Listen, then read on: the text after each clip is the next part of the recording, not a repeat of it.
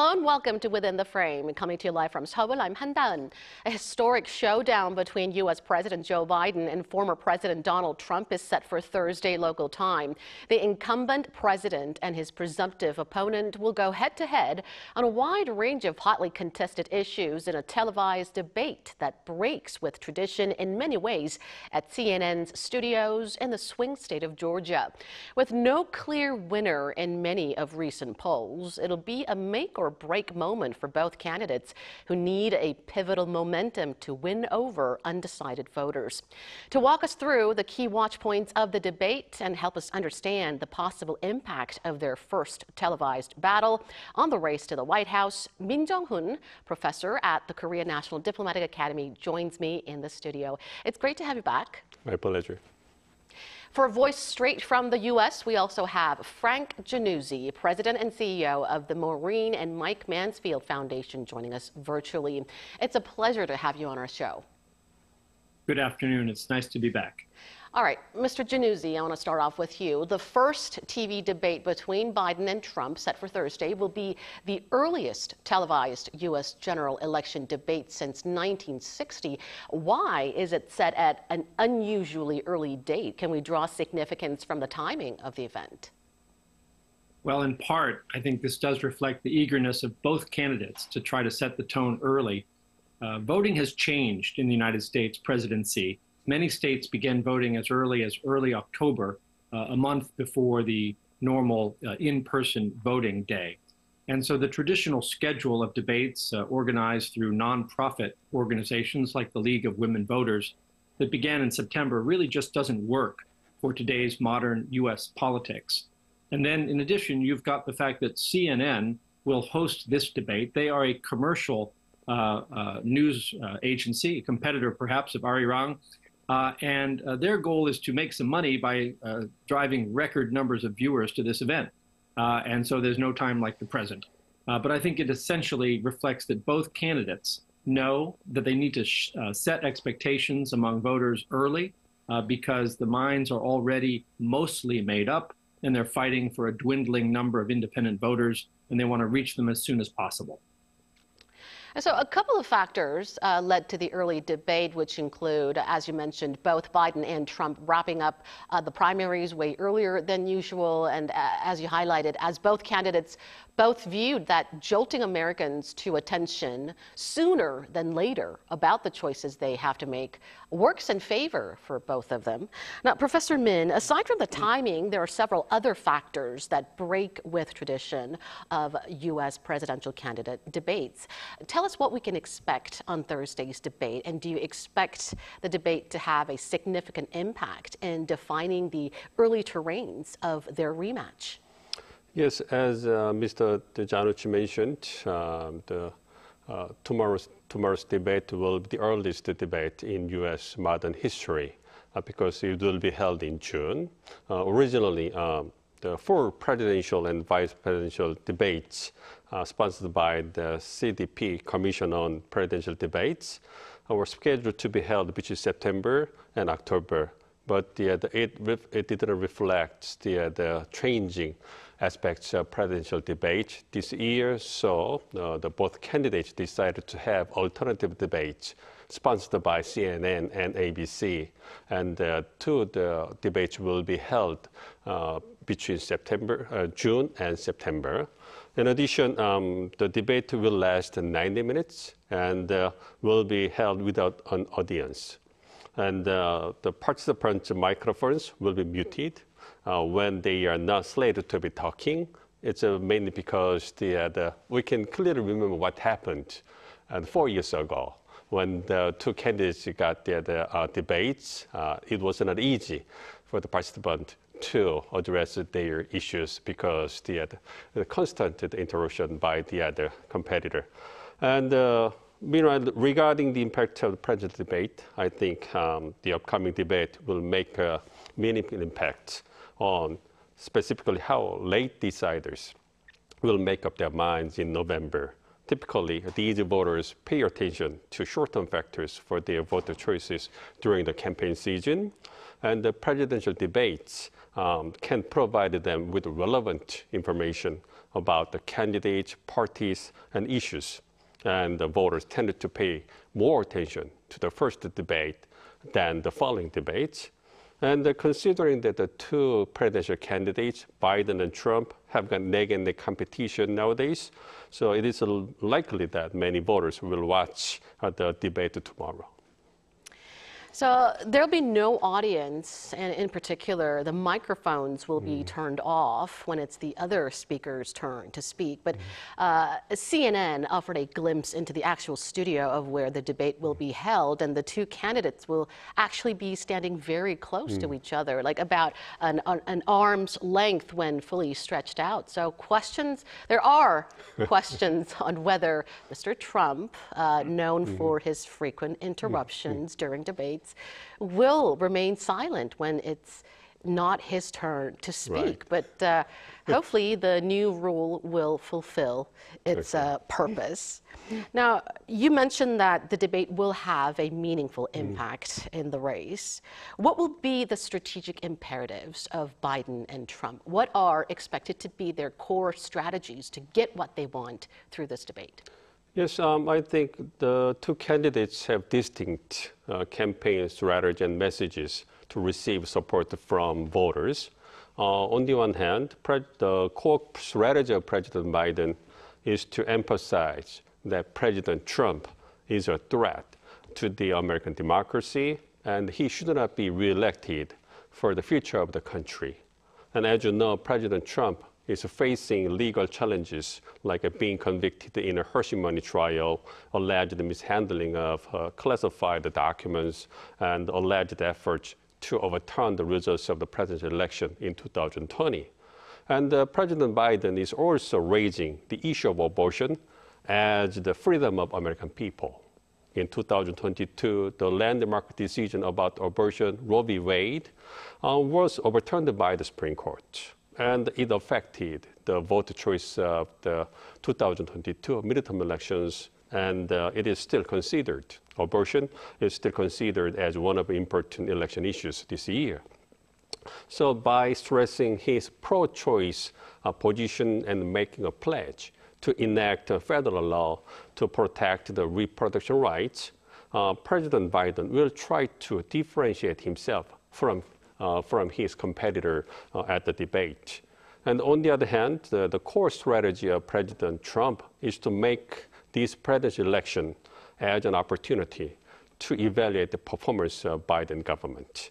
Specifically, President Trump will focus on inflation, cost of living, and southern border crisis to emphasize the failure of the Biden government. And President Trump will also emphasize that he could be the only viable alternative to fix the problem of the Biden government. So overall, I expect that this debate will be an opportunity to show which campaign strategy and messages will be better received by voters. Mr. Januzzi, immigration is also expected to be one of the most hotly contested issues during the debate, and President Biden and his presumptive opponent Trump have recently amplified their contrasting voices over the issue. Help us understand where the two stand on immigration and border security and how the issue will likely impact their race to the White House. Yes, and if you'll allow me, I just would like to build briefly on Professor Min's excellent analysis. I think that one of the tools that President Biden intends to use in his debate against President Trump, former President Trump, is to contrast the priorities of the two men. Biden is the kind of candidate who wants to recast this election as an election of hope and future-oriented policies versus a return to the past. And so I think that he will attack the former president not so much as just a convicted felon or a threat to democracy, but also as a person who is fighting for Trump, and try to cast himself as a person who's fighting for the American people. And the immigration issue is one such issue, where Trump has threatened to deport millions of undocumented workers and those residents in the United States who arrived without going through the proper immigration procedures. President Biden has endorsed bipartisan legislation to try to really fix the border crisis more comprehensively by providing more money for courts to adjudicate asylum cases, by strengthening border security, by improving the numbers of border security personnel, and also by adopting policies to address the issue of future citizenship for the children of undocumented as well as their spouses. And so Biden's attempting to strike a balance on an issue that many Americans do rate in the top three affecting their election choices. The number one issue remains the economy, but the number two issue on many people's minds is immigration. And Biden needs to try to contrast his approach, which is rooted in a bipartisan congressional bill that the former president killed, and also trying to cast himself as a more compassionate person to address the needs of those coming across our southern border. And I think the final point on this immigration issue is that it is very relevant for a couple of key swing states, such as Arizona and Nevada. But it's also relevant nationwide. Biden announced two major policy moves this month: a strict ban to cut illegal border crossings and a sweeping legalization for long-term residents married to U.S. citizens. And this really shows the political tightrope that Biden is walking on this issue to quell voter concerns. As you mentioned, he's really trying to strike the balance here. And as for Trump, we'll see what colorful remarks he makes about the issue.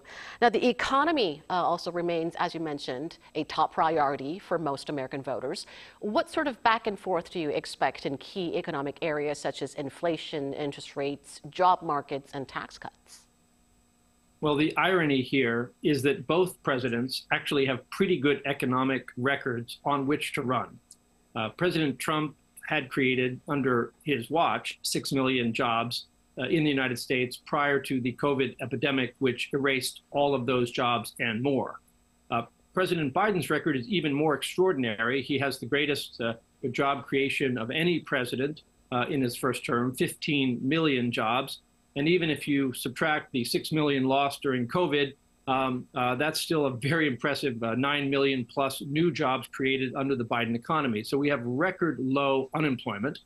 It's been accompanied, however, by 2 years of high inflation, which has now been successfully tamed down to below 3%.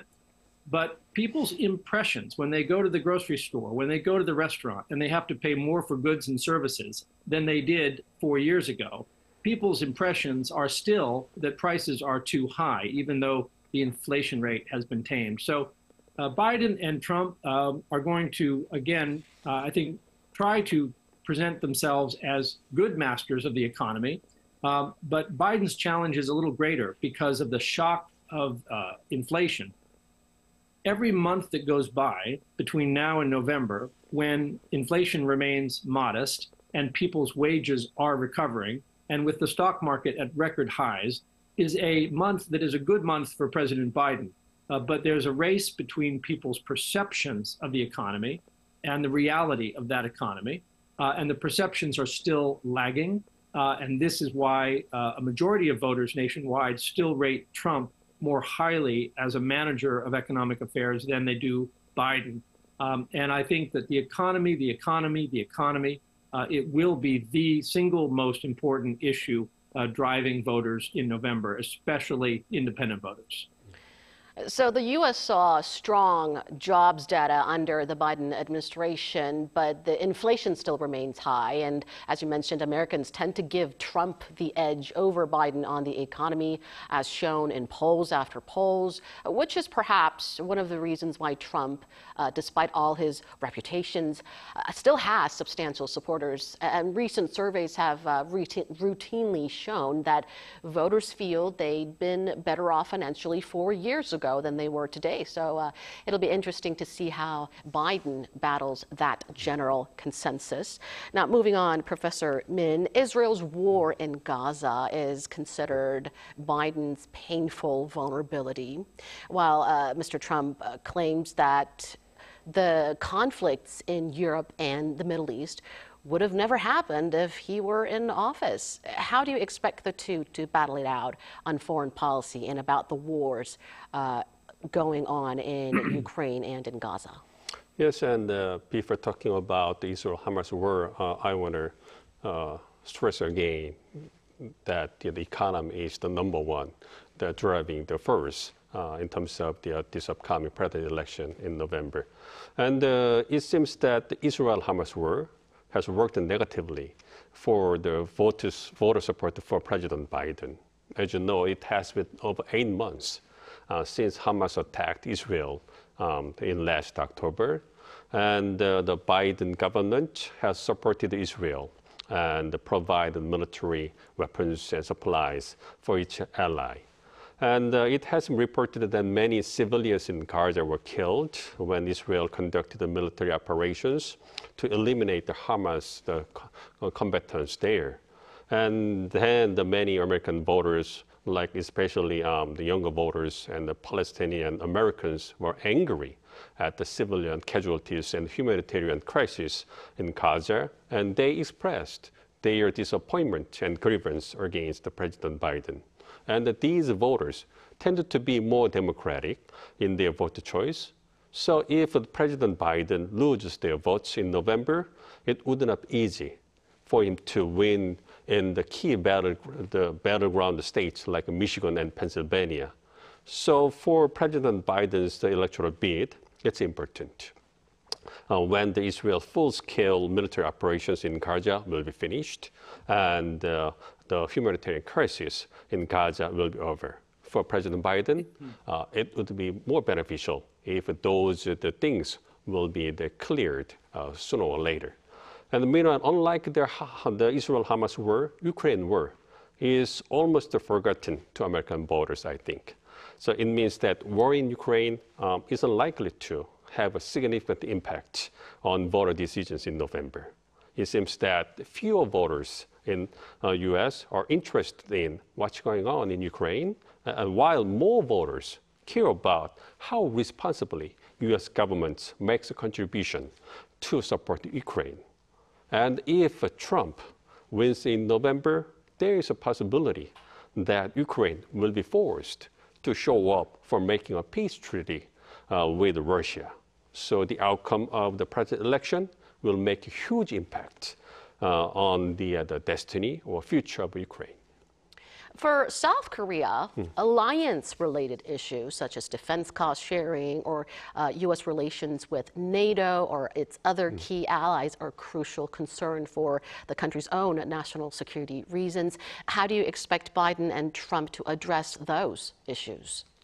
Well, I think there is still possibility that the two candidates will talk about the burden sharing of U.S. allies during the debate. But personally, I don't think that it's one of the main agendas of the presidential election, although President Trump often talks about it during his campaign. Of course, burden sharing is the big concern of U.S. allies, including South Korea. But I don't think that many the U.S. voters pay attention to the issues. So it is unlikely that the two candidates will spend many minutes to actively address the issues during the debate. Instead, again, the main issues of this presidential election include the inflation, cost of living, southern border crisis or security, and abortion. Among them, economy, and economy. So it means that the two candidates will focus on domestic issues during the debate. And regarding foreign policy, I think it's likely that they will mainly talk about how they would track the rise of China. In addition, they will a little bit touch upon the ongoing Israel-Hamas war, and they will possibly talk about how they will cope with the problems that rogue nations like Iran and North Korea bring about. So the upcoming debate will clearly show what issues are dominating the presidential campaign. Mr. Januzzi, before we get to our last question, what would you pick as some other key points to watch out for during the TV debate? Well, I think it's important to recognize that these debates can go off the rails, as we say, into unexpected directions. And the former President, Trump in particular, is an undisciplined human being. And I think it's almost 100% certain that he's going to raise the issue of President Biden's son, Hunter Biden. And this debate could get very nasty and very personal very early in the process. President Biden would love to have this debate be a talk about policies. He is a 40-year veteran of Washington, D.C., and he knows policy. Trump is not a policy person. He's a showman. He's a TV personality, and he's going to go, I think, very personal very early. I also think that it's the first time we've had a convicted felon running for president. If President Trump does raise personal issues of President Biden's family, I expect that Biden will fight back by going after the fact that you have a person already convicted of 34 felonies, a person who is in federal indictment for election tampering, as well as insurrection, as well as mishandling of very sensitive classified documents. It's really an unprecedented moment in American politics. And I think that all of Professor Min and I's careful analysis of the issues could be derailed in the first 3 minutes of this debate if it goes nasty and personal early. And very quickly, before we let you go, according to a Reuters poll, about 20% of voters have not yet picked a candidate. Why are there so many undecided voters? And from your perspective, could the TV debate have a strong enough impact to sway them to one particular side? So I think that the undecideds are driven in part by the unprecedented nature of having a combined age of the two candidates of 179 years. And while Mike Mansfield as ambassador served ably in Japan as ambassador well into his 80s, when he was 85 years old when he left his post, you've got two old men running for president, and I think many voters would have preferred other choices, and so they're still looking around and reluctant to settle.